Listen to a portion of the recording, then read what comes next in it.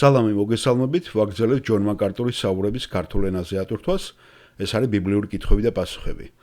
ჩვენ დავამთავრეთ გუშინ 23 სესია, ახლა ვიწყებთ 24-ს, რომელიც ბატონი ჯონიც აღნიშნავს, თითქმის 1 წლის შემდეგ შედგა. ეს არის 1993 წლის 14 სექტემბერი. მგონი ბრეჟნევი გარდაცვლილია საბჭოთა კავშირში და მეც სადა ვარ, მე მგონი უმაღლესში ვარ, დიახ, უმაღლეს ჩავაბარე სექტემბერს, ოქტომბერი და 84-ში გამიწვიეს ჯარში. ასე რომ, ესეთი არის ის დროის ხაზი და სხვათა შორის კითხვაც ამას ეხება, ძალიან საინტერესო კითხვა არის. სამყაროს მიღმა მყოფი ღმერთი აღიქვავს და შეიგრძნობს ჩვენი დროის ხაზს.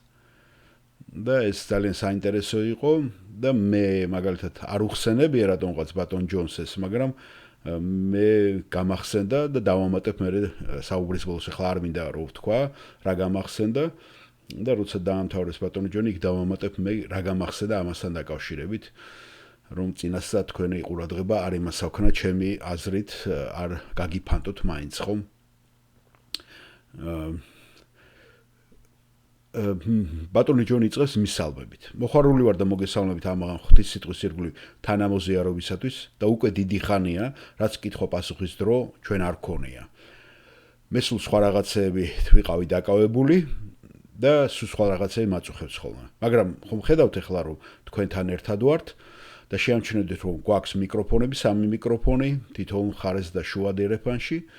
კიბეების და დარბაზის და უბრალოდ ჩვენ გვიდა რომ მოგცეთ დრო და გვაქვს დაახლოებით 1 საათი და გსურს რომ დაგისვათ კითხვები ბიბლიის, ეკლესიის ან თუნდაც სხვა რაიმეს შესახებ და ჩვენ ყველაფერს გავაკეთებთ რომ უპასუხოთ მას ისევე ბიბლიაზე დაყრდნობით.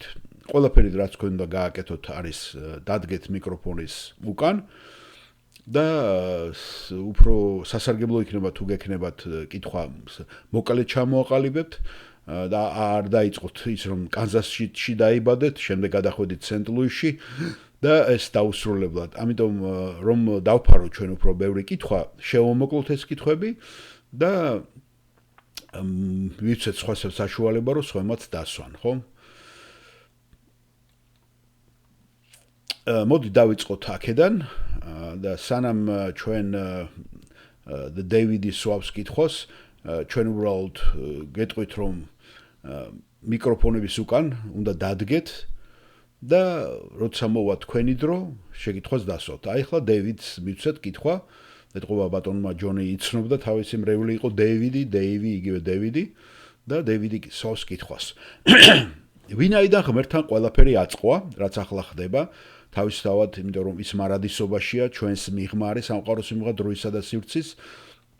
მაგალითად, მე რომ გამიმართლოს და სახში რო წავალ და უფალმა წამიყვანოს თავისთან ამ საღამოს. მივახცევდი თუ არა მას იმავე დროს, როცა ადამი მივიდა მასთან 64-ის ბაღში, როცა 64-ის ბაღის გარეთ, მე როცა გარდაიცვალა ადამი. ანუ ესე ჩამოაყალიბა დევიდმა კითხვა ცოტა ის არის, რთულად არის დასული, მაგრამ ჯონი მაკარტური მიხვდება რაზე საუბარი. კარგი დევიდ, ჩემი პასუხი არის არ ვიცი. თქვენ მეკითხებით და ნება მოვიცით კითხვაზე 2 გზით უპასუხო. ნომერ პირველი, ამას არანაირ მნიშვნელობა არ აქვს. ეს გარკვეული გაგებით შეუსაბამოა, რადგან ვის რაში ჭირდება ეს, იმიტომ რომ თავარი ეს კი არ არის, თავარია მასთან მიდიხარ თუ არა, თუ მის გარეშე იქნები. მეორე, მე არ მაქვს რაიმე იდეა გარდა იმისა, რომ შევხედო მას ამ ჩემი მიწიერი პერსპექტივიდან. მიწიერი პერსპექტივიდან პასუხი არის არა. მაგრამ ღმერთის გადმოსახედიდანაც კი პასუხი ალბათ მაინც არაა. რადგან ის ასე არ არის. ის არ უარყოფს იმ ფაქტს და იმ რეალობას, რომ თქვენ აქ ხართ. ასე რომ, როდესაც ჩვენ ვამბობთ, რომ ღმერთთან არის მარადიულობა, ჩვენ გულისხმობთ, რომ არის უდროობა იმ გაგებით, რომ ღმერთი დასასრულს თავიდანვე ხედავს, რომ ეს ყველაფერი მისთვის ერთი მარადიული რეალობაა. თუმცა უნდა აღვნიშნო, ეს ანიშნავს იმას, რომ ღმერთს არ აქვს დროის შეგრძნება. ის მართალია რომ დროისა და სივრცის მიღმა, მაგრამ ის მაინც აღიქვავს დროს, აგერ ჩვენს მიმავალ დროს, რაც ხდება ამ სამყაროში. და მე ვფიქრობ, მარადისობის თვალსაზრისით, განსხვავება ადამიანის ციკლსა და შენს შექმნილ შორის არის აბსოლუტურად თვალის დახამხამება ღმერთის მარადისობასთან შედარებით. და მიუხედავად ამისა, უნდა ითქვას, რომ ღმერთი მაინც შეიგრძნობს დროს. მაგრამ ამ კითხვაზე საუკეთესო პასუხი არის ვის რა შეანტერესებს, ვის რა შეჭირდება ეს? ასე არ არის, რადგან როგორც თქვის ზემოთ, თავარია მასთან ვიქნებით თუ მის გარეშე. ხო მართალია? დიახ მართალია, გმადლობ ჯონ. და მე დავამატებდი ამას. როცა ჩვენ ვიცით, რომ ბიბლიას როცა ვკითხულობთ, ხომ? იგივე სამყაროს მიღმა ღმერთი ქმნის სამყაროს 7 დღეში და ეს არის ზუსტად 24 საათიანი დღეები.